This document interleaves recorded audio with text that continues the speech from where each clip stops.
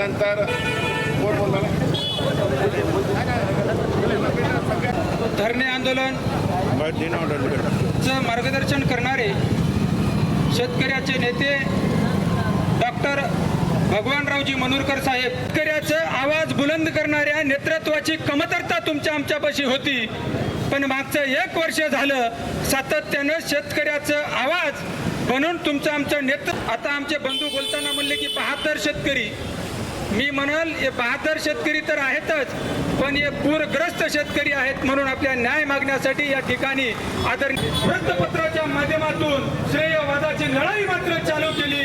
त्या लोकप्रतिनिधीला मला सांगायचं आहे, बाबांनो, तुम्ही जर एखाद्या ठिकाणी ते लावून धरलं, त्यानंतर आमच्या तालुक्यासह संपूर्ण जिल्ह्याला भरघोस असा पीक विमा मिळाला.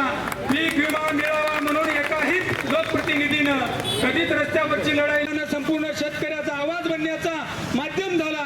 त्या माणसाचं कधीतरी आपल्याही तोंडातून कौतुक करण्याची बहादरी तुमच्या तोंडातून दाखवा, तेव्हा आम्ही खरं म्हणून तुम्ही आमचे लोकप्रतिनिधी आहोत. पण ते काम न करता फक्त श्रेयवादाची जबाबदारी तुमची नाही, फक्त श्रेय घेण्यासाठी पेपरातून प्रसिद्धी करणं आणि प्रसिद्धीचं माध्यम बनणं लोकप्रतिनिधीचं काम नाही.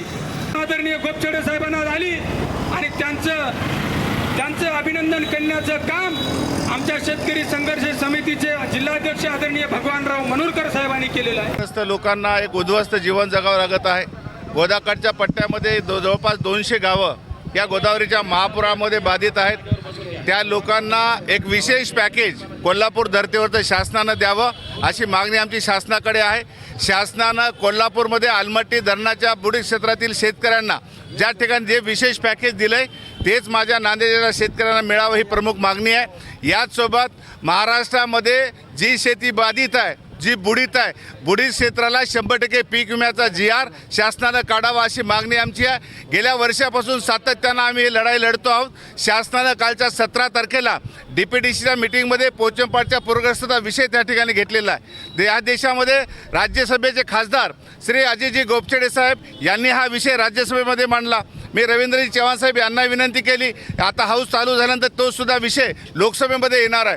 म्हणायला उद्देश असा आहे, नांदेड जिल्हा हा महाराष्ट्राच्या पूर्वेचा जिल्हा आहे. नांदेड जिल्ह्यात येणारी गोदावरी ही नाशिकहून येते. 700 किलोमीटर येताना गोदावरीमध्ये 6 धरणाचं पाणी, 9 नद्याचं पाणी त्या ठिकाणी येतं. हे नदीचं पात्र सोडून जवळपासच्या परिसरामध्ये 10 ते 15 किलोमीटर पसरते. त्यामुळे नदीकाठी जीवन जगणारे शेतकरी अत्यंत हालाकीच्या परिस्थितीमध्ये जीवन जगत आहेत. या शेतकऱ्यांना वाचवावं लागेल. 1983 झालेलं धरण आज 50 वर्ष झाल्यानंतर जर माझ्या भागातल्या शेतकऱ्याला न्याय मिळत नसेल तर सरकार म्हणून सरकार काय करत आहे, लोकप्रतिनिधी काय करत आहे, हा आमचा शेतकऱ्याचा सवाल शासनाला आहे. शासनानं तात्काळ मुंबईच्या मंत्रालयामध्ये पोचमपाड पूरग्रस्तांना विशेष पॅकेज देण्याची कॅबिनेटची बैठक लावावी, औरंगाबादला कॅबिनेटची बैठक लावावी आणि याच्यातून जर हा प्रश्न सुटला नसेल तर सीमावर्ती भागामध्ये आमचा शेतकरी एकाही लोकप्रतिनिधीला गावामध्ये पाय ठेवू देणार नाही. ही साक्ष तुम्हाला शेतकऱ्याच्या वतीने देतो आहे. 50 वर्षाचा आमचा लढा आहे, तो यशस्वी होण्यासाठी आपण सहकार्य करा. येणाऱ्या काळामध्ये ही लढाई अजून तीव्र होईल.